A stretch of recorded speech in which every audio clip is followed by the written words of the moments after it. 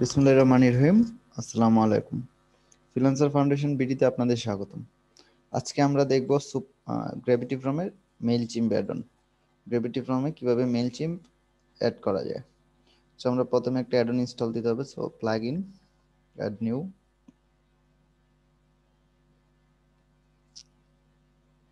Upload plugin, choose file,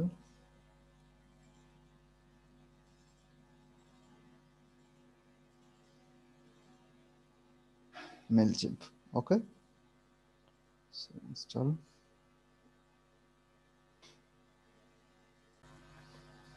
প্লাগইনটি install হয়েছে, এবার active করব। ওকে, তো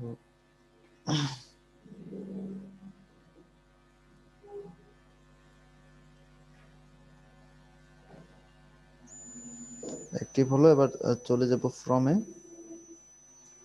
তো ফর্ম থেকে একটা নিউ ফর্ম ক্রিয়েট করব।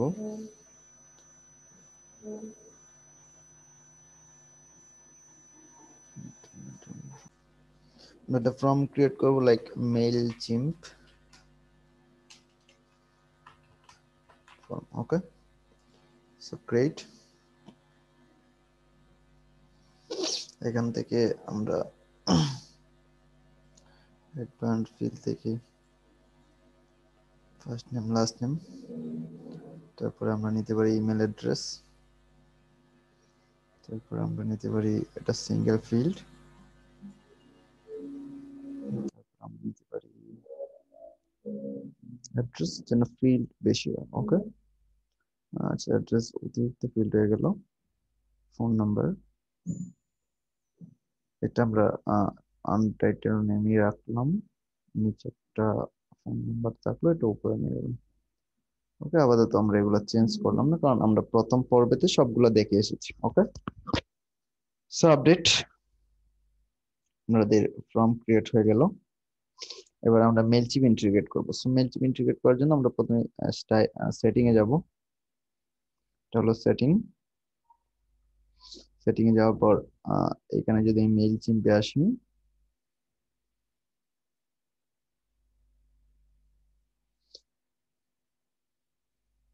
এখানে আমাদের মেইলচিম্প এপিআই কি লাগবে।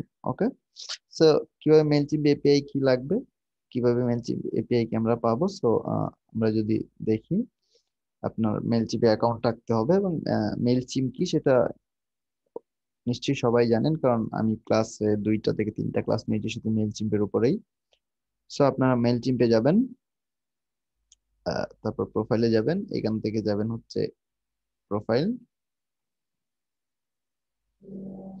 মেইলচিম্প কেন লাগে, মেইলচিম্প দিয়ে কি কাজ, আসলে এগুলা এখন আর নতুন করে বলার কিছু নেই।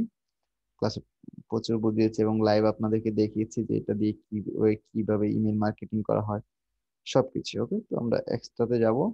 এখান থেকে দেখেন এপিআই কি। সো এখানে গেলাম।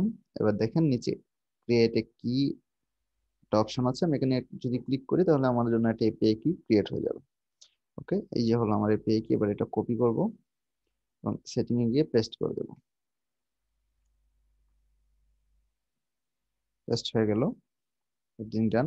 এবার আমি ফর্মে যদি যাই, ফর্মটা এগেইন আপডেট।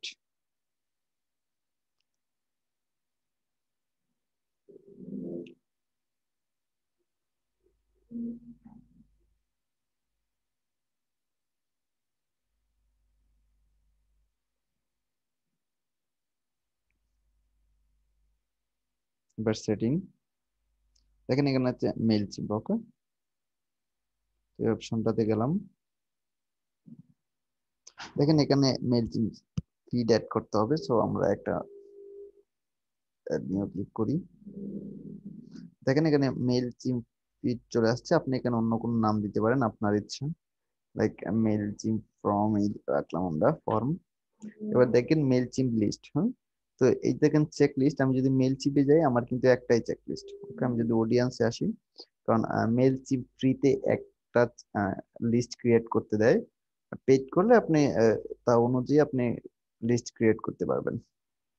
সো আমার একটাই ইয়ে আছে, এবং এটাতে আমি 3টা ফিল্ড রেখেছি। ওকে, সো আমি যদি এখানে আসি, মেইলচিম্পে আসি, দেখেন এখান থেকে আমি চেক ফিল্টার সিলেক্ট করলাম। ওকে, লিস্ট বরাবর কি আসতেছে দেখেন, ম্যাপ ফিল্ড। ওকে, আমার ইমেল অ্যাড্রেস কোথায় যাবে, এইটা কিন্তু আসছে মেইলচিম থেকে। এই যে ফিল্ড গুলো আসছে মেইলচিম থেকে। আমি যদি দেখাচ্ছি, এখানে যদি আসি বিওয়াল কন্ট্রাক্টস আসি, দেখেন এই যে দেখেন ফার্স্ট নেম, ইমেল অ্যাড্রেস একটা ফিল্ড, ফার্স্ট নেম একটা ফিল্ড এবং সিটি একটা ফিল্ড, এগুলো মেইলচিম থেকে আসছে। ওকে, আমি তিনটা ফিল্ড, আমি যখন ফিল্ড ক্রিয়েট করি মেইলচিমে প্রথম দিকে, তখন আমি এই তিনটা ফিল্ডেই রাখি। ওকে, তো আমি চাই কেউ এই ফর্মটা যখন ফিল আপ করবে, যে ফর্মটা আমরা একটু ক্রিয়েট করেছি, তো এই ফর্মের ডাটাগুলা এই লিস্টে এসে যোগ হবে। সো এখন এই যে email address, first name, city, এগুলো তো আমরা এই ফর্মে দেইনি, রাইট? আমরা যদি এই ফর্মটা দেখি, দেখেন এখানে কিন্তু এগুলা দেইনি, রাইট? শুধু ইমেল আছে, ইমেল অ্যাড্রেস নেই, ফার্স্ট নেম লাস্ট নেম আছে, কিন্তু ফার্স্ট নেম একসাথে নেই। এখানে দেখেন ফোন নাম্বার আছে, আনটাইটেল আছে, এগুলো কিন্তু এখানে আসেনি। ওকে, যখনই আপনি মেলচিপ ইন্টিগ্রেট করে চ্যাট লিস্টটা ধরে দিবেন, তখনই কিন্তু এটা আসবে। ওকে, তো দেখেন আমি লিস্ট আসলাম এবং এটা আসলো আমার মেলচিম থেকে। এইটা এপিআই কি বসানোর কারণে মেলচিম থেকে এটা চলে আসছে ডাইনামিক্যালি। এবার আমি ইমেল অ্যাড্রেসে কি বসাতে চাই এই ফিল্ড থেকে। ওকে, এই ফিল্ড থেকে আমি কি বসাতে চাই, ইমেল অ্যাড্রেস যে ফিল্ডটা, এই যে এইটা একটা ফিল্ড, এই ঘরটাতে আমি কি বসাতে চাই।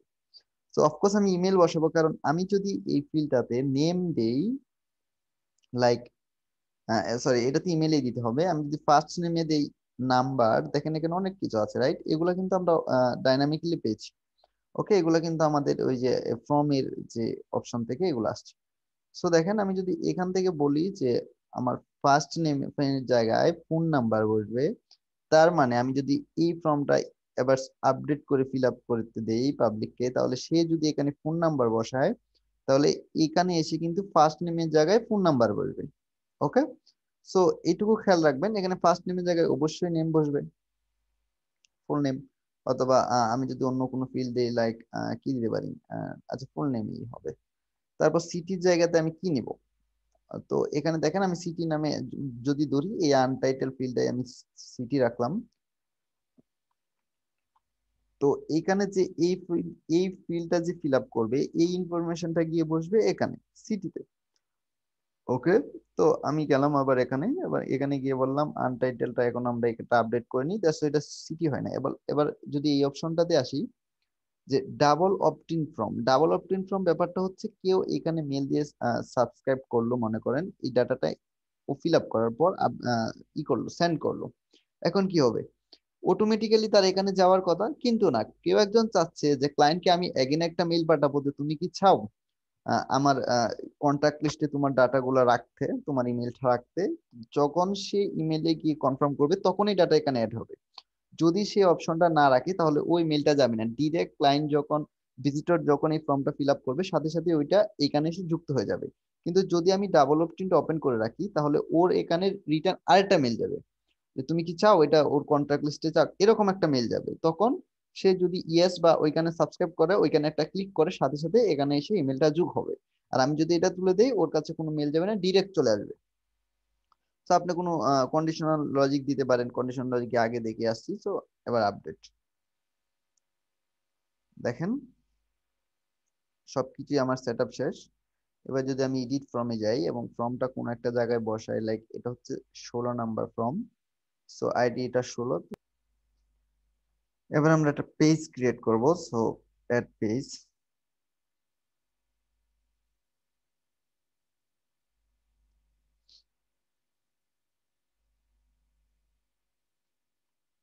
মেল চিম ফ্রম।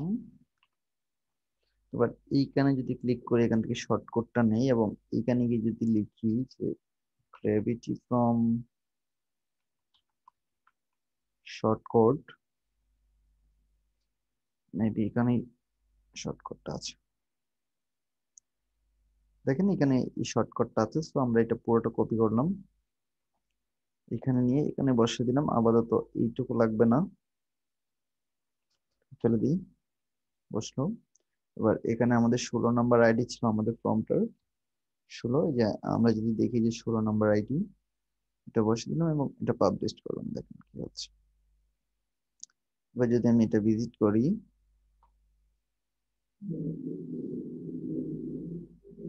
ফর্মটা চলে আসছে। ওকে, স্টাইল গুলো কোন জায়গা থেকে পাইছি নিশ্চয়ই আপনার আগে ক্লাস করে বুঝতে পারছেন। সো এখানে আমি নেম দিলাম ফ্রিল্যান্সার ফাউন্ডেশন, লাস্ট নেম দিলাম মনে করেন BD, just an example. Okay, email মনে করেন দিলাম ফ্রিল্যান্সার, আচ্ছা এটাই দিয়ে দিই আনুমানিক, এটা আমার ইমেল না, জাস্ট টেস্টের জন্য দিচ্ছি @gmail.com। ওকে, এখানে যে কোনো একটা ফোন নাম্বার দিয়ে দিই, এরকম কিছু একটা ফোন নাম্বার দিয়ে দিলাম, এটা নিবে। আচ্ছা নিয়েছে। এবার আই টাইটেল যেটা, সেখানে আমরা এখানে কি বসার কথা ছিল, সিটি নেম, রাইট? তো আমরা এখানে দিলাম যেটা মিরপুর। ওকে, এবার সাবমিট করি। উপরে কি বলছে, thanks for contacting, will get touch in shortly. হচ্ছে এগুলা কিভাবে চেঞ্জ করে, কিভাবে কি করে আমরা আগের পর্বগুলোতে দেখে এসেছি। তো আমাদের ফর্মটা সাবমিট হয়ে গেল। এবার আমরা দেখি মেল চিমবি ডাটা অ্যাড হয়েছে কিনা। ওকে, দেখেন এইখানে কি আছে, ইয়ন ফার্স্ট নেম। আমি যদি এখন রিফ্রেশ দেই, দেখেন 24টা কন্ট্রাক্ট আছে, এবং এই যে freelancer@gmail.com যোগ হয়েছে, নেম ফ্রিল্যান্সার ফাউন্ডেশন বিডি যোগ হয়েছে, এবং সিটি হিসাবে মিরপুর যোগ হয়েছে, যেগুলো আমরা ফর্ম ফিল আপের সময় দিয়েছিলাম। ওকে, সো আশা করি আপনারা বুঝতে পারছেন। সো আমাদের নেক্সট যে এপিসোড হবে সেখানে আমরা নতুন কোনো অ্যাডন সম্পর্কে জানবো। তো ভালো থাকবেন সবাই, আল্লাহ হাফেজ।